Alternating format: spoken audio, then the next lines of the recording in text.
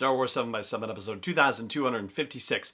So, we're gonna check in on the Obi-Wan Kenobi series, but in a different fashion. We know that it takes place 8 years after the events of Revenge of the Sith, which sounds like a time about which we know very little, but there has actually been some stuff going on at that particular time. Punch it.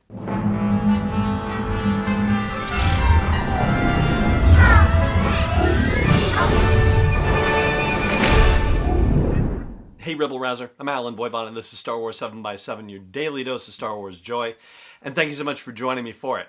So, there is actually some information that we have about Obi-Wan Kenobi at the time the series is supposed to take place, and we will talk about that on this episode, but there are some other Star Wars stories that happen during that same year. So, in the numbering system that we've been working with for the last, who knows how long, 40 years or so.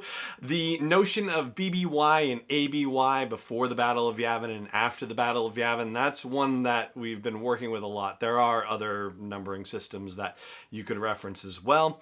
In fact, actually, in the Rise of Skywalker Visual Dictionary, they use BSI and an ASI, if I remember right, before the Starkiller incident and after the Starkiller incident. But I think Battle of Yavin is probably the most commonly used one. And so, with Revenge of the Sith's events taking place at 19 BBY, saying that the Obi-Wan Kenobi series is happening 8 years later means that we are in 11 BBY. Well, it turns out that two different novels actually have events taking place during that year. One of them takes place entirely in 11 BBY, and that is the very first novel in the new Disney canon, which would be A New Dawn by John Jackson Miller. This is the novel that introduces us to Kanan Jarrus and Hera Syndulla, and serves as a prequel to the Star Wars Rebels series. So that whole situation with the mining operation on Gorus and Kanan trying to keep his head down and unfortunately it not working, and also that's the story in which we are introduced to Ray Sloane for the first time, who then becomes a much bigger player on the stage with the Imperial Remnant in the Aftermath novels, and who will also be playing a role in Star Wars Squadrons as well. The other novel that briefly intersects with that year 11 BBY is Lost Stars by Claudia Gray. In the opening of the novel, the Empire comes to Jellican, which is the home planet of Thane Carell and Sienna Ree, who are the two star-crossed lovers in the story. And initially, Jellican, or at least previously, had been allied with the Confederacy of Independent Systems, but now they have been welcomed into the Empire, or at least at the opening of the novel they are being welcomed into the Empire. And that happens in the same year that the Obi-Wan Kenobi series is supposed to take place, 11 BBY. Now, those are stories that are told specifically during that particular year. There are other events we know about from other storytelling just in general. Wookieepedia has a lot of this referenced, which is great. For example, Saw Gerrera from Rogue One, right, and also who appeared in the Clone Wars and in Star Wars Rebels. So his partisans are still attacking the Empire, and this is happening during that particular year, 11 BBY, as well as before and after it. Also, Wookieepedia notes that the Ryloth insurgency is continuing. The planet Ryloth is the home of Hera Syndulla, just mentioned earlier, and her father Cham Syndulla, who have long been freedom fighters against all sorts of evil.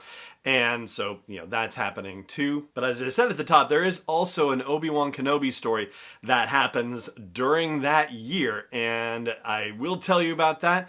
Before I do, I just want to give a quick shout out to our friends at Audible and remind you that, again, our friends at Audible are offering you a free audiobook download and free 30-day trial at sw7x7.com/audible. Once again, that is sw7x7.com/audible. And if you decide to subscribe to the service, well, then you'll also be helping to support Star Wars 7x7. So thank you very much for considering it. One more time, it's sw7x7.com/audible. So in the first series of Star Wars comics, the new Star Wars comics from Marvel, there is an issue number 7, where well, just to go one step backward, when Luke Skywalker goes back to Tatooine for a mission, he ends up going to Obi-Wan Kenobi's old place and finds a journal that Obi-Wan kept.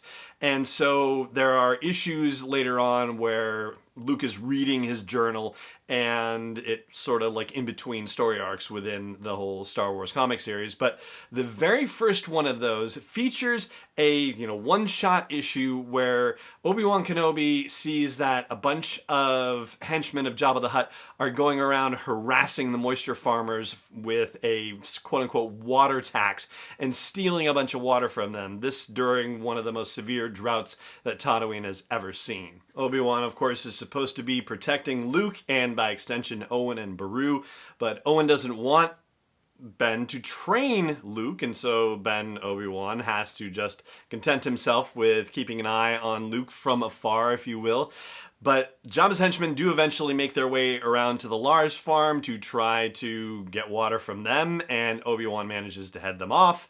And later on, Luke tries to do something heroic. Young 8-year-old Luke tries to steal water back from Jabba's henchmen for other moisture farmers and is caught in the act, and Obi-Wan has to go rescue him.